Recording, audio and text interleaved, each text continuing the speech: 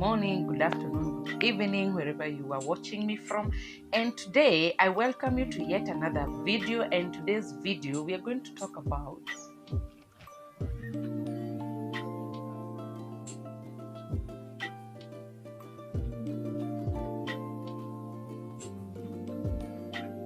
five things I wish I knew before I became a high school teacher. Welcome. Becoming a teacher is the most exciting thing. Why? Because you will be dealing with the young people, you'll be dealing with students, and you'll be dealing with, impacting knowledge to young people. And it is so fulfilling when you see a class that you started with and finally they graduate. You are filled with joy as a teacher.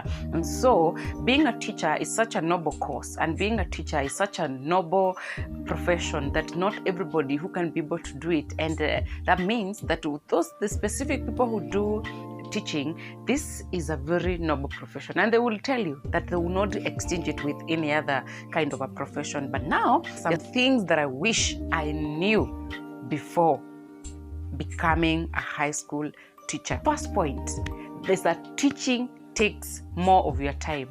Hey, you do not want to be told that. You don't want to hear that. That teaching take more of your time. What do I mean? Teaching, it's every day, every hour activity. Every day of the week, you will be doing work related to your career. You'll be doing work related to teaching. This means that you'll be preparing lesson plans, you'll be preparing schemes of work, you'll be writing records of work, if you'll be filling in so many other documents. So that means that the little time that you are not in class, the rest of the time, then you have time to do all that because before you move from one class to the other, then it means you have to prepare the lesson plans, and that means that you do not have much time left for you to relax.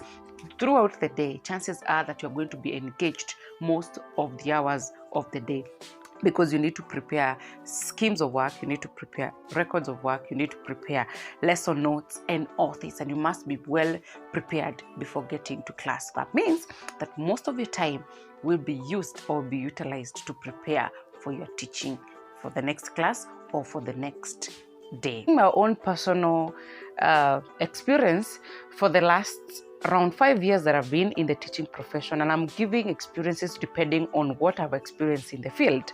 Now, what I've also experienced in the field is that input and output are not related. What do I mean? That it depends with the caliber of the student that you're dealing with, and it also depends with the kind of, the entry behavior of the student. That means that you as a teacher who is qualified to teach in each and every level, in this case, this is teaching in high school, you might be so energetic, you must be so teaching with a lot of vigor, and that means that your students are not reciprocating that.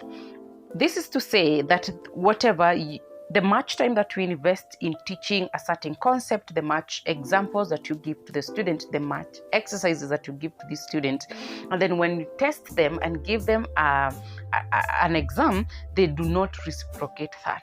When it comes to input and output, it can be so discouraging, because whatever you're giving to the student, investing your time to prepare for the lesson, to prepare for the teaching aids, and everything else that you're doing to make sure that the content is well delivered, the student might not reciprocate that when it comes to the results. And this one can be so discouraging, can be so depriving in terms of energy. You feel like I'm giving too much, but I'm getting too little.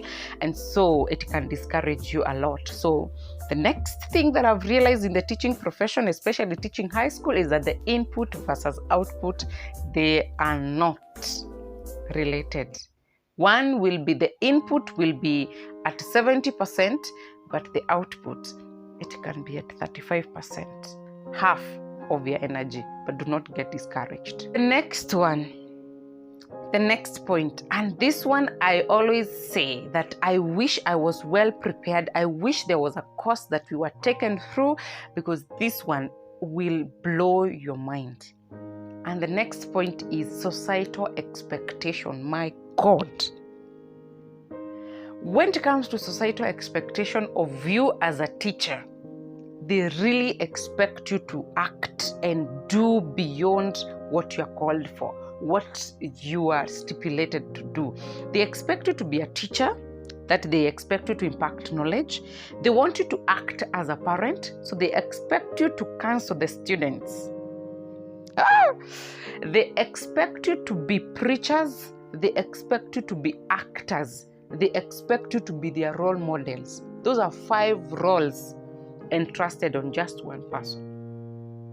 Now, societal expectation, I would say that it has been one of the major contributors when it comes to discouraging so many other students when it comes to teaching profession.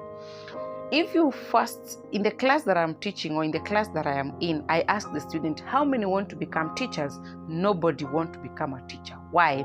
Because the teacher has been portrayed by the society in a certain manner to see or to portray that it is not a very lucrative career, which might be or might not be true, but they have given so much responsibility to this teacher, and the teacher might not match up to the expectation of the society. The expectation of the society are way above whatever it's supposed to be delivered. And you know what? They expect you to discipline their kids. They expect you to make them perform. They expect you to make them good people of good character out here. And unfortunately, the same society is going to blame you for their conduct. The one example that is usually there, and which I've experienced a lot, is that the teacher is always referred with the student, or the teacher is always associated with the student. What do I mean? That if, for instance, you're teaching in a certain school and the society is aware of the school that you're teaching, and maybe those students have not they have not done according to the societal expectations, you will hear the society saying, we saw your students are doing. So you see, the society expect much of you as a teacher when it comes to shaping of the kids, disciplining the kid, as well as the performance of that same kid. That can be so overwhelming. That is too much expectation. And I wish that the society can just sit down, look at what are some of the issues that are ailing the current generation in terms of the current teenagers when they're going to school, and then it will be a collaborative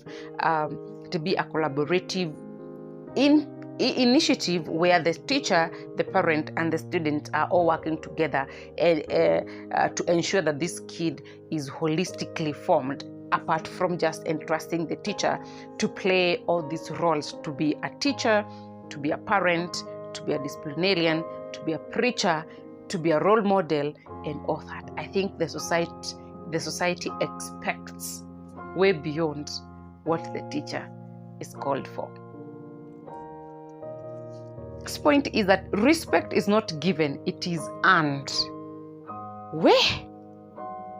This one, depending on I think one of as I said, the society expects a lot of a teacher, but at the same time, the same society has demoralized the teaching profession, and the same society do not have much respect towards the same career. As much as they entrust the teachers with the well-being of their kids, with the discipline of their kids, with the performance of their kids, the society does not respect or does not highly regard the teacher. So now, why I'm saying that respect is not given, it is earned, is because despite your qualification, despite your title as a teacher, students will not just respect you because you are a teacher. They will not.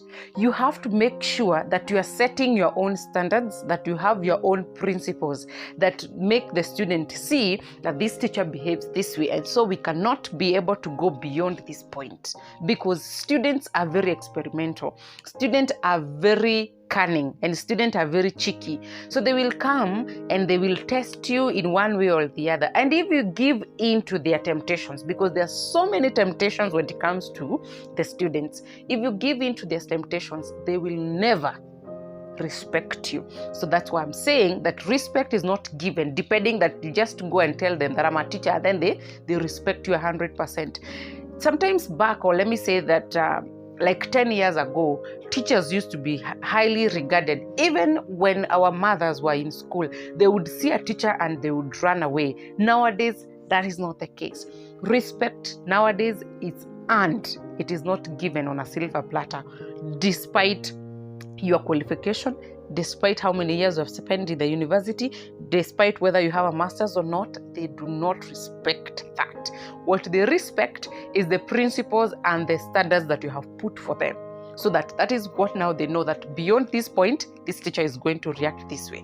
Beyond this point, this teacher is going to react this way. And that one means that even when you're in class, it is good that you set your own standards. It's good that you set your own measures, your own principles, and the students are very much conversant with them, so that they know that when the teacher gets in class, this is what they expect of you as a teacher.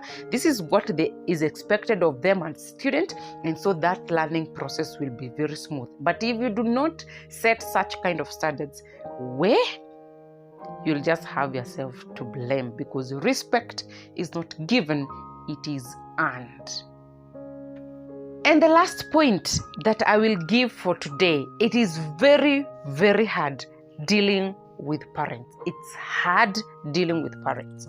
Why am I saying it's hard dealing with parents? Because these parents, or the students, when they go home, they discuss teachers with their parents. So depending on what the student has fed the parent will form a certain connotation, certain notion towards a certain teacher.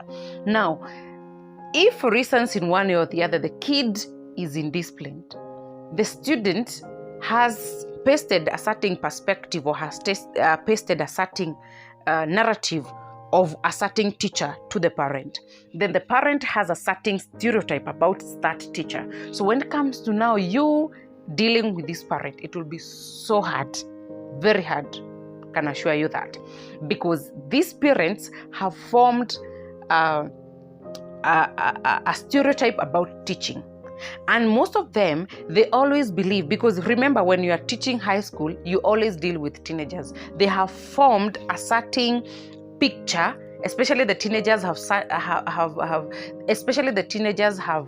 pasted a certain image of themselves to the parent. So parents know their student in a certain manner, and then you as a teacher, you know this student in a certain manner. You know whether the student is lazy, you know the student is sleeps in class, the student doesn't perform, the student make noise in class. You know that student because you have dealt with that student and you have stayed with that student, and even you have seen this student move from one stage to the other. Assume moving from Form 1, Form 2, Form 3 and Form 4, and then the parent is not there, especially if you're dealing with a boarding school. Now the parent, because they have already formed a certain notion about you as a teacher, now if it comes to a time when you need to deal with the parent plus the student, it would be so hard. You'll even hear some parents saying that you are seeing for my student, or you are seeing for my son, you are seeing for my daughter. That means that the reason they are saying that you are seeing for my son, you are seeing for my daughter, is because there is a certain picture that this student has pasted about the teacher to the parent. So when it comes to dealing with parents, it is the most hardest part when it comes to teaching. You will have to explain to the parents, you will have to understand them, you will have to calm them down, and sometimes it's just getting overwhelming. So dealing with parent is another bit that is a hard nut crack, very hard to crack. So those are some of the things that I've experienced in my teaching career. And I would say this is what I've experienced the last 3 years mostly. I'm giving my personal opinion. This is not the opinion of all the other teachers. This is my personal opinion, because I believe this is what I've experienced, and this is what I can say when it comes to dealing with the parents, or when it comes to dealing with teaching as a career. However, despite that, of course, you have to develop some mechanism to survive, and you have to make sure that you do not just get discouraged because of small things like those. Of course, you come up with better ways to deal with each and every of those issues. And of course, we are here to stay up to the end.